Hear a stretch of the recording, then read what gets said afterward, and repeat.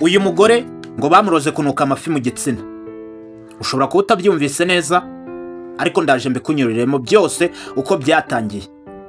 Ndagira ngo kande kuri subscribe, hanyuma ukore no ku gikumwe kizamuye, niba ngombwa wandike na commentaire y'ukuntu uri kubyumva.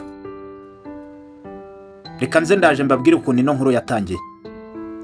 Mu myaka yashize cyangwa se mu mezi yagiye atambuka, mwagiye mwumva intambara y'amagambo hagati y'aba bagore bombi. Aba bagore umwe yitwa LAILAH ndetse undi yitwa MUGWIZA.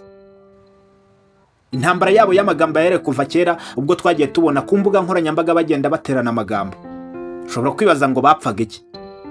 Aba bagore bombi nkuko tubizi kuri za YouTube zabo, haba uyu MUGWIZA yakoraga ibiganiro bijyanye no kwerekana imiti ya Kinyarwanda, ndetse n'uyu mugore wundi LAILAH ngira ngo muzi kuri channel yiwe ko yerekana ibintu bijyanye n'imiti ya Kinyarwanda. Bivuze ko ngo umwe ashobora kuba yarakopeye uwundi. Aho niho intambara yabo rero yatangiriye. Aho uyu MUGWIZA yabwiraga uyu nguyu LAILAH ngo azabanza agiye kwiga ibijyanye n'ubuvuzi bwa gakondo, hanyuma aze kuba yabyigisha abandi. Hanyuma uyu LAILAH nawe kaza kumuba byamurakaza, akabwira uyu MUGWIZA ngo nawe ntabwo akwiriye kujya yakora ibiganiro kuri YouTube, dore ko ari umukecuru yarakwiye ngo kujya kurera abana. Aho ni intambara rero yatangiriye. Mu mwaka w'2014 ubwo papa w'uyu LAILAH yakoraga impanuka ndetse akaza kujya mu bitaro akaremba cyane bikabije, kugeza ubwo ataje kuza kuba yakira neza, akarwara indwara ya paralize, yaje kugira agahinda gakabije. Ubwo rero yagaragaraga ku mbuga nkoranyambaga asa nk'umuntu wacitse intege, nibwo abantu batangiye kumwataka bavuga ko ngo ashobora kuba yaratandukanye n'umugabo we, cyangwa se akaba arwaye indwara idakira kubera agahinda yakoraga agaragaza mu maso ye. Uyu mugore ngo byaramubabazaga cyane ku buryo ngo yaje kujya kwa muganga, yamara gusobanura muganga ikibazo afite uko kimeze, muganga akamubwira ngo nta kundi iyo ndwara yazakira uretse kujya uvuga, ukavuga ikibazo ufite, bityo mu mutima wawe hakaba habohoka cyangwa se ukagira amahoro muri wowe. Kuko ngo iyo ukomeje kubihisha cyangwa se ukagumana umujinya ndetse n'amagambo wari ukwiye kuba wasohora ukayagumanamo imbere muri wowe, ushira wumva. Ibyo nuko byatangiye. Ndaje mbabwire rero ukuntu ubu ngubu bimeze. Nkuko muri kugenda mubibona ku mbuga nkoranyambaga, intambara y'aba bagore bombi ikaba yongeye yatutumbye. Aho uyu LAILAH arimo aravuga ko uyu MUGWIZA ngo yamuroze kunuka amafi mu Gitsina, cyangwa se akaba yagira impumuro mbi ihumura nk'amafi, cyangwa se inuka nk'amafi mu Gitsina mu gihe agiye kubonana n'umugabo we. Uyu LAILAH afite umugabo w'umwarabu, ndetse yewe bakunda no kumusereza ko uyu mugabo ari umusaza. Nibyo koko uyu LAILAH afite umugabo w'umwarabu ndetse koko n'umusaza. Aba bombi bahuye ubwo LAILAH yajyaga gukora inama y'imishinga yakoraga, cyangwa se ubwo yakoraga business yo gucuruza imirasire, yaje guhuriramo n'uyu mugabo w'umusaza w'umuzungu. Ariko uyu mugabo w'umuzungu akaba yari afite amafaranga ndetse afite n'izindi company akora hirya no hino. Nibwo yaje guhura n'uyu LAILAH rero bakishimana, ndetse bemeranya kuba bafatanya kugira ngo bazamurane, cyangwa se uyu LAILAH aza akorere uyu muzungu muri businesses. Byabaye ngombwa ko uyu LAILAH azana bimwe mu byo yari afite, ndetse n'uyu muzungu azana bimwe mu byo yari afite, hanyuma babihuriza hamwe, bityo bafatanya kubaka business irakomera. Nibwo bahisemo rero kubyumvikana, nyuma baza kubana nk'umugore n'umugabo. Ariko uyu LAILAH ubwo yakoraga Nyabugogo afite undi mugabo wigeze kuba yamutera inda, dore ko niwabo ngo bamwemeraga nk'umukuru wabo ndetse banamukunda cyane. Uyu LAILAH rero yabonye umuzungu arasamara atanurwo yari yambaye, maze akurikirisha itamba. Yaje guta uwo mugabo, arangije ajya kwibanira n'uyu muzungu. Ati byaje kugenda gute rero?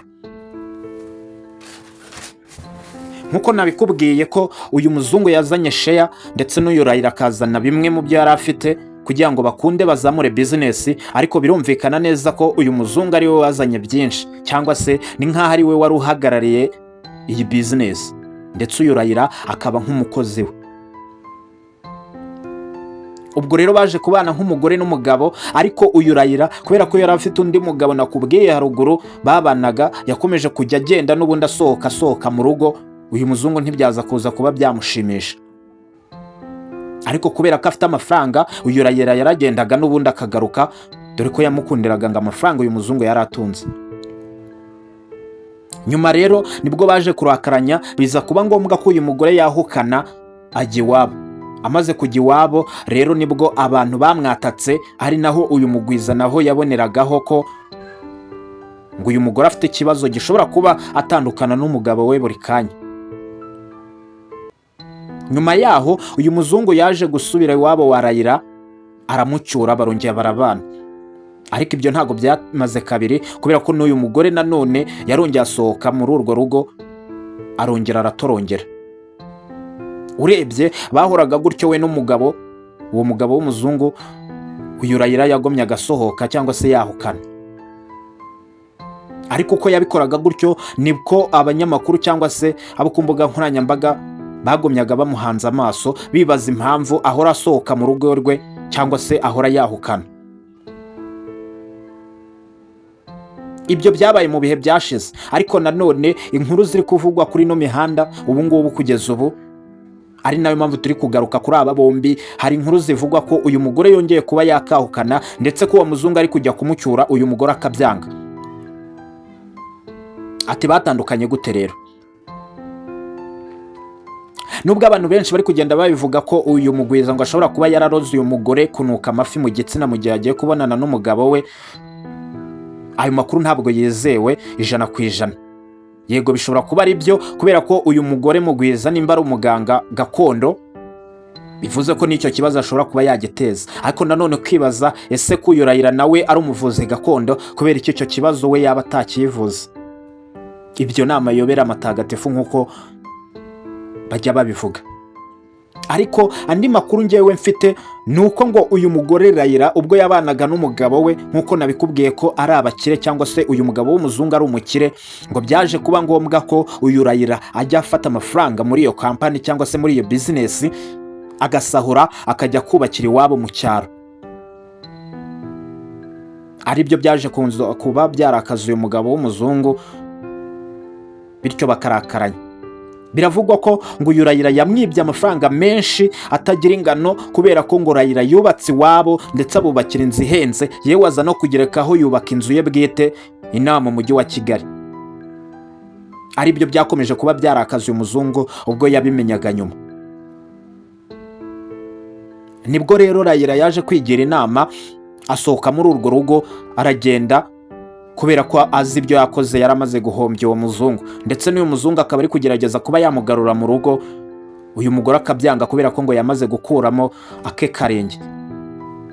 Bivuze ko uyu Raila yabanaga n'uyu muzungu atamukunze, ahubwo ngo yabanaga nawe ashaka kumusahura ibyo atunze, hanyuma nawe ajye hanze, ajye kwifondera ubwe buzima, cyangwa se abe yasubirana na wa mugabo wigeze kuba yamutera inda bafitanye umwana kugeza ubu. Umwe bahoranye ubwo uyu Raila yakoraga Nyabugogo, akora muri agence imwe ntashatse kuvuga nonaha, aho yakataga amatike. Ayo ni amakuru avugwa, cyangwa se ni amakuru ngewe nshobora kuba mfite, dore ko abandi bo bari kuvuga ko ngo uyu mugwiza ashobora kuba ngo yaramuroze kunuka amafi, cyangwa se ashobora kuba yaramuroze impumuro mbi y'amafi mu gitsina cye, mu gihe ashobora kuba yaba agiye kubonana n'umugabo mu buryo bw'abashakanye.